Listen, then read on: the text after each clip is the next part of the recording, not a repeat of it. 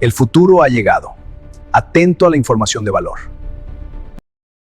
A ver, imaginemos por un momento que ese zumbido constante, ese pitido molesto en los oídos que a veces tenemos, la caída histórica del antiguo templo de Jerusalén y, no sé, la tecnología del smartphone que llevamos ahora mismo en el bolsillo, estuvieran conectados. Ajá. Conectados por un solo hilo cuántico y espiritual. Pues bien, hoy nos sumergimos de lleno en este análisis a fondo sobre un texto que plantea literalmente exactamente eso. Y madre mía, menuda inmersión nos espera hoy. Desde luego. Y hay que aclarar que no es una conexión metafórica, ¿eh? Es literal, al menos según la cosmovisión de Juan Ángel Humillanca, que es un autor originario de Chile, pero que está radicado en España. Exacto. Nuestra misión en esta exploración de hoy es desgranar un manifiesto sumamente particular.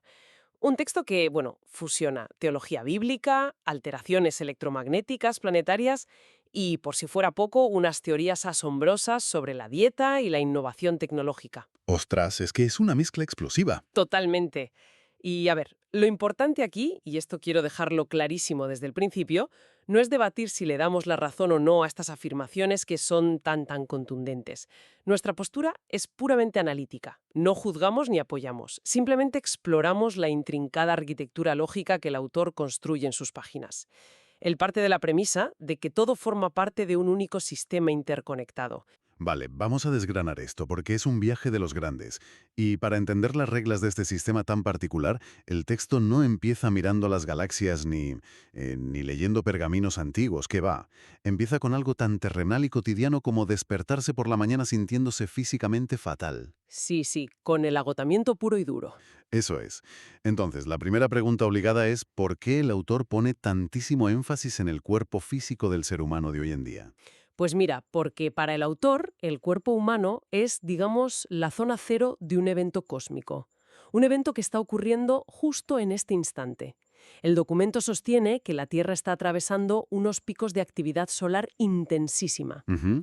Y claro, esta actividad está alterando de forma drástica la frecuencia magnética base del planeta, lo que, bueno, en otros círculos esotéricos o científicos a veces se asocia con la resonancia de Schumann. Sí, sí, me suena. Pero Humillanca no lo presenta como un simple dato geofísico de fondo que lees en las noticias y ya está.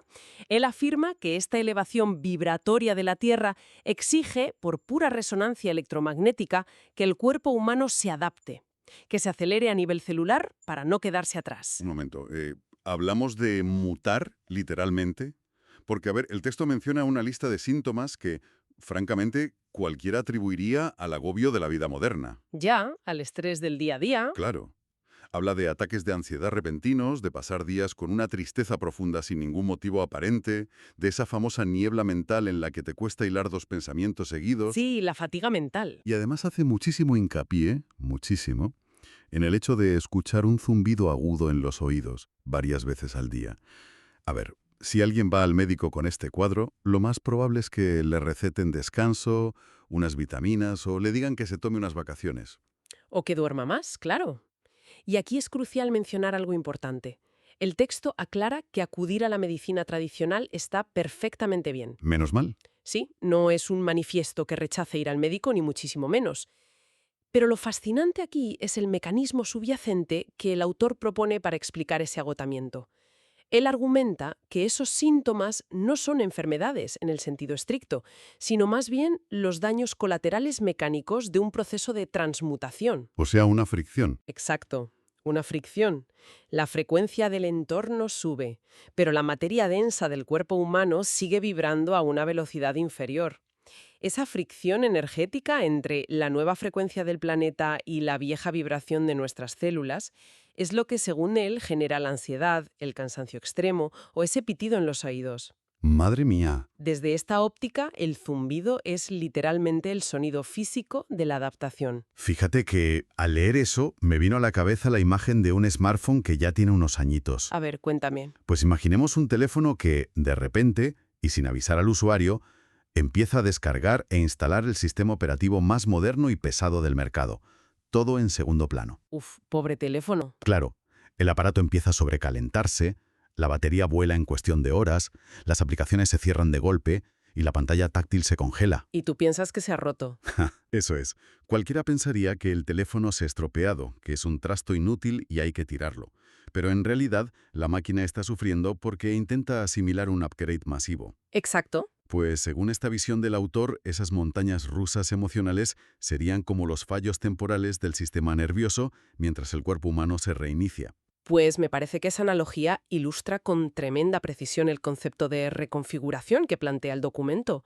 Y creo que para quien nos escucha es una manera muy empoderadora de reinterpretar el malestar diario. Desde luego te quita bastante peso de encima. Claro, en lugar de procesar esa confusión mental o esa ansiedad como un fracaso personal o como una debilidad frente al estrés del trabajo, esta cosmovisión lo enmarca como un dolor inevitable por el crecimiento espiritual. Como tener agujetas, pero del alma, ¿no? Algo así, sí. El objetivo final de este upgrade, según el texto, es anclar al individuo en una coherencia real para sincronizarlo con el universo.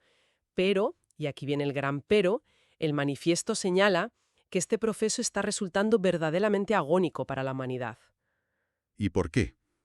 Pues porque llevamos milenios resistiéndonos a él y buscando atajos constantes. Vale. Y eso nos empuja directamente a una pregunta fundamental. Entonces, ¿qué significa todo esto a nivel histórico? O sea, si se trata de un proceso evolutivo natural, se supone que el ser humano debería fluir con él, ¿verdad? Sobre el papel, sí. Pues para explicar este bloqueo tan bestia, el texto hace un viaje retrospectivo. Y fíjate, reescribe pasajes bíblicos clave dándoles una vuelta de tuerca radical. Por ejemplo, el famoso episodio del becerro de oro. Sí, la historia de Moisés. Exacto. Yo siempre he entendido eso como la clásica lección moral que te enseñan de pequeño. La gente se aburre esperando a Moisés en el desierto y construyen una estatua prohibida para adorarla, porque se portan mal. Claro, esa es la lectura tradicional, la puramente moralista. Pero la arquitectura de este texto va muchísimo más allá de la simple desobediencia a un mandamiento. Ya, lo complica un poco más. Bastante más. El autor utiliza la figura del becerro de oro para ilustrar lo que él considera un problema de física espiritual. Concretamente, habla de la desesperación humana ante los tiempos de recarga o tiempos de upgrade. O sea, la falta de paciencia. Exactamente. El argumento es que la humanidad no soporta el vacío aparente que se requiere para establecer una verdadera conexión divina de alta frecuencia. Necesitamos tocar algo. Eso es. Ante la demora de Moisés en la montaña, el pueblo exigió un atajo tangible. Fabricaron un objeto físico, inerte y sobre todo de muy baja frecuencia. Y lo hicieron porque no poseían la madurez vibratoria suficiente para sostener la tensión de esperar lo invisible. De hecho, el texto contrasta esa actitud impaciente con una figura muy curiosa, la de Jacob esperando para casarse. Sí, es un contraste muy poético. Dice que cuando hay un amor real o una conexión genuina, el tiempo pasa volando, que los años de espera no pesan en absoluto. Pero allí en el desierto, la impaciencia por tener algo que tocar en el momento destruyó por completo esa espera. Lo arruinó todo, sí. Y fíjate que esto conecta directamente con otro pasaje bíblico que de verdad me ha dejado descolocado al leerlo. El tema de los espías enviados a la tierra prometida. Uf, ese punto es interesantísimo. Es que la historia clásica que te cuentan es que Moisés manda espías, estos vuelven cargando unos racimos de uvas gigantescos y confirman que, oye, es una tierra próspera y rica. Sin embargo, la fuente afirma que estaban buscando algo de una naturaleza completamente distinta. O sea, ¿qué pintan exploradores como Josué y Caleb buscando el árbol de la vida? Pues ahí radica uno de los giros argumentales más audaces de todo el documento. Yo me quedé pasmada. El autor sostiene que la verdadera misión de esa expedición no era para nada un simple reconocimiento agrícola o militar. ¿Qué va? No buscaban uvas. No, la élite espiritual de ese grupo, según el texto, sabía perfectamente que en esa tierra se encontraba oculto el genuino árbol de la vida. Madre mía. Una entidad que otorgaba inmortalidad y que garantizaba una conexión directa con la fuente creadora. Sin embargo, el texto plantea que la inmensa mayoría de los espías ocultaron este hallazgo deliberadamente por puro miedo. Pero, espera, ¿miedo a qué exactamente? Porque en la historia original dicen que tenían miedo a los gigantes que habitaban allí. Pues según esta fuente, no era miedo a gigantes literales, sino miedo a la transformación absoluta que exige la pureza. El texto argumenta que acercarse a ese nivel de vibración tan extrema exige, cito textualmente, dejarlo todo de verdad. Ah, claro, desapego total. Eso es infinitamente más cómodo para la naturaleza humana conformarse con los beneficios secundarios. En este caso, traer unas frutas enormes y gozar de comodidades materiales temporales, antes que enfrentarse a la disolución del ego que demanda la luz pura del árbol de la vida. Preferimos la recompensa pequeña y manejable porque la transformación total nos aterra. Vaya tela. Entonces, claro, si trasladamos todo esto al mundo actual, vemos que el autor no deja este concepto aislado en la antigüedad. ¿Qué va? Lo trae al presente de forma muy dura. Sí, lanza una crítica salvaje contra la religión moderna. Afirma que las iglesias actuales, las jerarquías de los ministerios, los supuestos dones espirituales e incluso el mero hecho de plantarse una corbata cara para inaugurar un templo nuevo, creyéndose, cito del texto, la última chupa del mate, Sí, usa esa expresión literal. Pues afirma que todo eso son, en realidad, los nuevos becerros de oro. Y los califica con una palabra muy de aquí, los llama chapuzas. Chapuzas, sí. El autor denuncia de forma implacable lo que él considera una religión puramente transaccional. Un negocio. Es esa mentalidad moderna de, a ver, yo cumplo con este rito los domingos, asisto a mi ministerio, doy mi diezmo y a cambio exijo que la divinidad me bendiga económicamente o me sane de mis enfermedades. Un intercambio mercantil de manual. Exactamente. Según esta visión, esas estructuras lo que hacen es perpetuar una esclavitud espiritual que se disfraza de devoción. Actúan como herramientas e intermediarios de muy baja frecuencia y en lugar de conectar al individuo con la fuente, le impiden alcanzar esa madurez vibratoria. El manifiesto exige abandonar todas estas muletas externas y evolucionar hacia un único reino, donde la conexión debe ser cruda, directa y, desde luego, sin parches institucionales. Ya. Pero fíjate, hay algo en todo este argumento que me genera bastante fricción. A ver, dime. Por un lado, critica ferozmente aferrarse a lo tangible, a la forma, a esos rituales vacíos que el humano usa para calmar su ansiedad espiritual. Exige una espiritualidad elevadísima. Pero por otro lado, de repente afirma que la pérdida de esta superconexión espiritual no fue solo culpa de una actitud mental, de la idolatría o de la impaciencia. Ya sé por dónde vas. Dice que el wifi con el cielo, por llamarlo de alguna forma, se cortó por algo tremendamente físico y cotidiano. O sea, lo que ponemos en el plato cada día. Claro, el tema de la alimentación. Y esa fricción que mencionas es clave para entender el texto. Porque en el universo que dibuja este autor, la barrera entre lo físico y lo espiritual directamente no existe. Son lo mismo. Son dos frecuencias de la misma melodía cuántica. Si el objetivo primordial es elevar la resonancia electromagnética humana, la materia prima que introducimos en el cuerpo dicta tu capacidad biomecánica para vibrar a cierta frecuencia. Lógico, si lo piensas bajo esa premisa. Y aquí el texto es categórico respecto a un alimento en particular. Afirma que el consumo de carne de cerdo baja drásticamente la frecuencia. Y aquí es donde la cosa se pone realmente interesante, porque es vital entender cómo justifica esto. No lo presenta como una simple regla dietética sacada del libro del Levítico, ni como una precaución de higiene de la Edad de Bronce. No, para nada. Lo describe utilizando casi un lenguaje de ingeniería. Vuelvo a mi obsesión con la tecnología. Es como si el cuerpo humano fuera tratado como un receptor satelital de altísima precisión. Si ese motor, que requiere un combustible súper refinado, le inyectas un combustible adulterado y muy denso, que en este caso sería la carne de cerdo, el equipo no sufre un dilema moral. Simplemente experimenta un fallo mecánico brutal y pierde la señal. La frecuencia cae en picado, sí. Exacto. El mecanismo exacto que insinúa el texto es que ciertas carnes poseen una especie de memoria celular o una firma vibratoria tan baja y terrenal que actúan como un lastre electromagnético en el cuerpo de la persona que las consume. Te anclan al suelo. Eso es. Al ingerir este alimento, la materia del cuerpo humano se densifica rápidamente, anclando la conciencia al plano más básico e impidiendo a nivel neurológico que alcance las frecuencias sutiles que decíamos antes que son necesarias para recibir el upgrade planetario. Ostras, es que es muy fuerte. Y fíjate, la aplicación histórica de esta estricta regla física nos lleva a la anécdota que para mí es la más desconcertante de todo el documento, la que explica la verdadera razón por la que cayeron los templos de Jerusalén. Vale, espera un momento. Porque históricamente sabemos que hubo asedios brutales, imperios expansionistas como el romano o el babilónico, máquinas de guerra, catapultas, miles de soldados arrasando murallas de piedra maciza durante meses y meses. Sí, la historia bélica de siempre. Claro. ¿Cómo narices justifica la lógica del autor que un complejo arquitectónico y militarizado colapse no por el peso de un imperio, sino por lo que se estaba cocinando o sacrificando en el patio central? O sea, es un salto enorme. Lo es un salto tremendo. Y la justificación del autor transcurre enteramente en el plano energético y causal, no en el plano militar. A ver, El texto relata que, durante aquellos asedios interminables, los sacerdotes que estaban atrincherados dentro del templo acabaron agotando sus reservas de animales puros, es decir, aquellos que estaban reservados exclusivamente para mantener la alta frecuencia del sacrificio ritual. se quedaron sin existencias por el asedio. Exacto.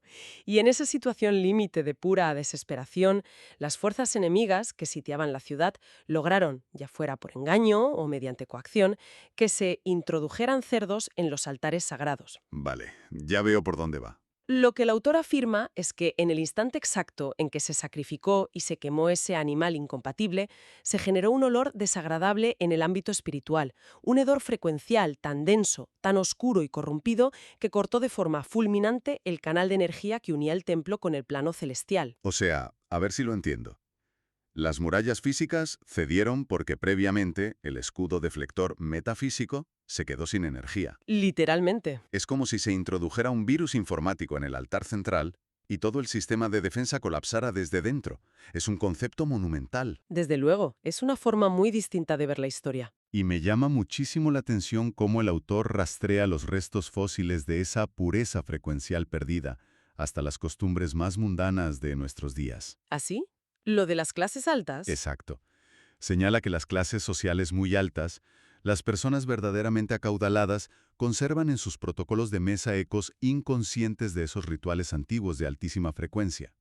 Menciona, por ejemplo, cómo en las cenas de la élite se disponen múltiples copas, incluyendo una específica con agua y un toque de limón. El famoso lavadedos. Eso es, destinada exclusivamente a lavarse las manos antes, durante y después de interactuar con la comida. Pues si conectamos este detalle tan mundano de la copa de agua con el panorama general de la obra, vemos cómo el autor eleva los actos más minúsculos a la categoría de estrategia espiritual de supervivencia. No da puntada sin hilo. Para nada. Mientras que el ciudadano de a pie se come un bocadillo rápido en el metro o delante del ordenador en la oficina, totalmente ajeno a lo que ingiere o a las energías de cómo lo hace, esas viejas élites mantienen unas prácticas rigurosas de separación y purificación. Para la cosmovisión de este manifiesto, ir al supermercado o elegir qué pones en tu nevera o lavarte las manos meticulosamente no son simples normas de etiqueta burguesa.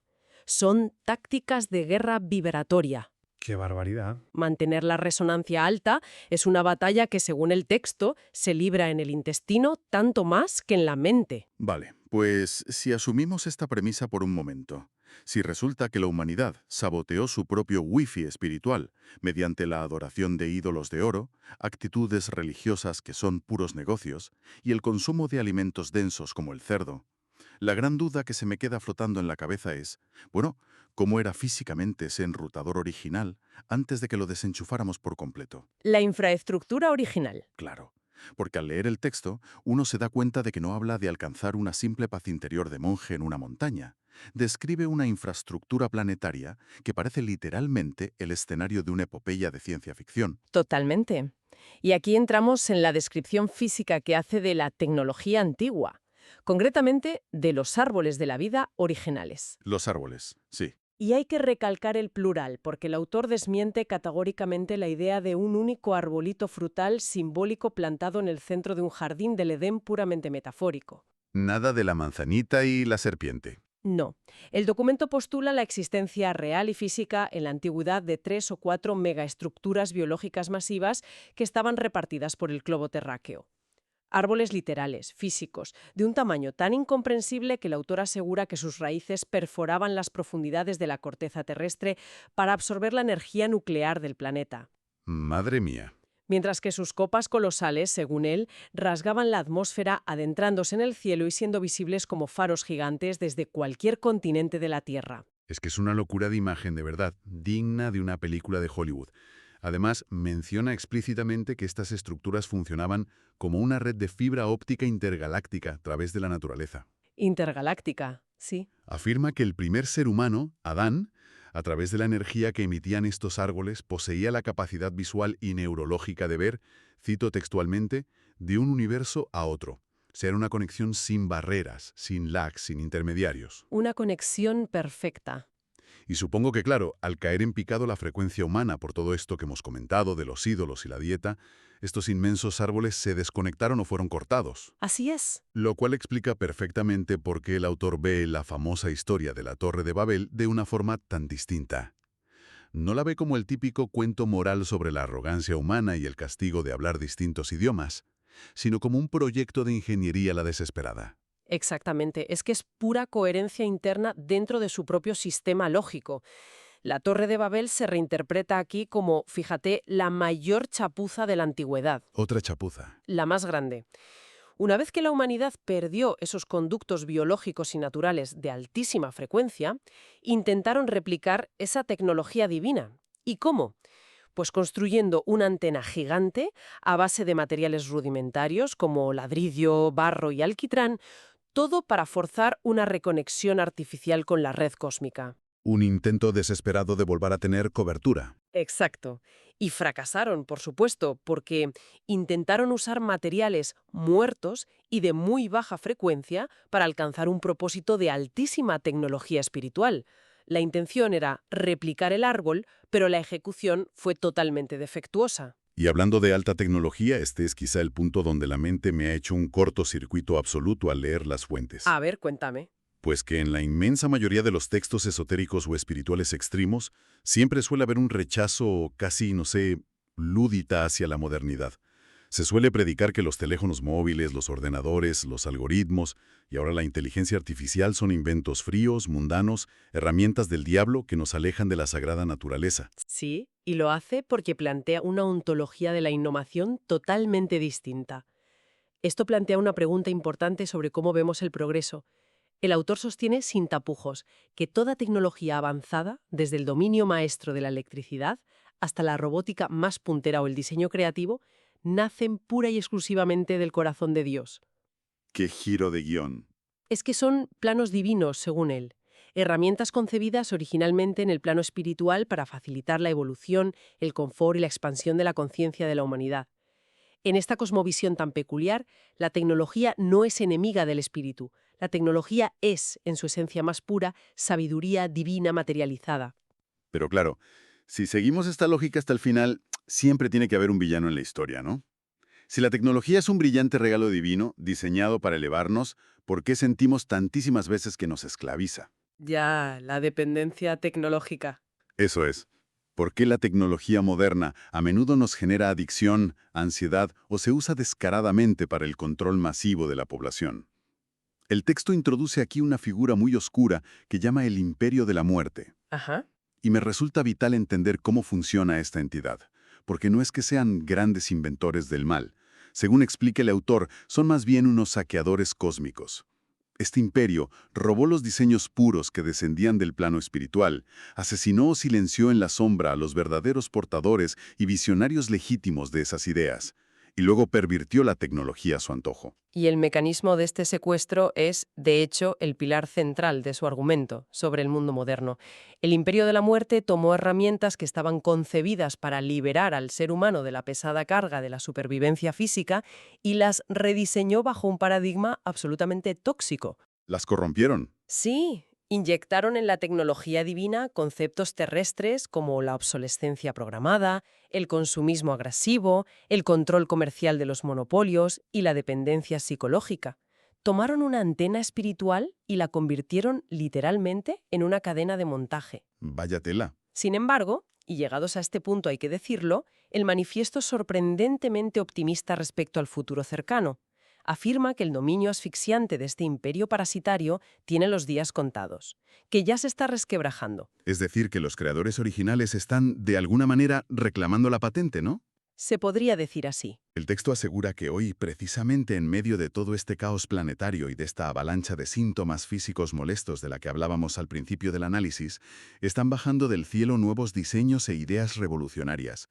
y bajan directamente a las mentes de personas dispuestas a vibrar en la frecuencia correcta. Mentes receptivas. Exacto. Innovaciones tecnológicas genuinas que no buscan enriquecer a 4 corporaciones oscuras, sino que están destinadas a restaurar esa red de fibra óptica perdida de la que hablábamos y a sanar la Tierra. Es un reposicionamiento fascinante del genio humano, la verdad. Desmitifica por completo el logro tecnológico como un triunfo exclusivo del cerebro de un inventor aislado trabajando en su garaje y lo replantea como una herencia espiritual que fue secuestrada y que ahora mismo está siendo devuelta a la humanidad. Condicionada, eso sí, únicamente a que el receptor esté sintonizado en la longitud de onda adecuada para poder descargar ese paquete de datos. Bueno, menuda locura de rompecabezas colosal hemos intentado armar hoy.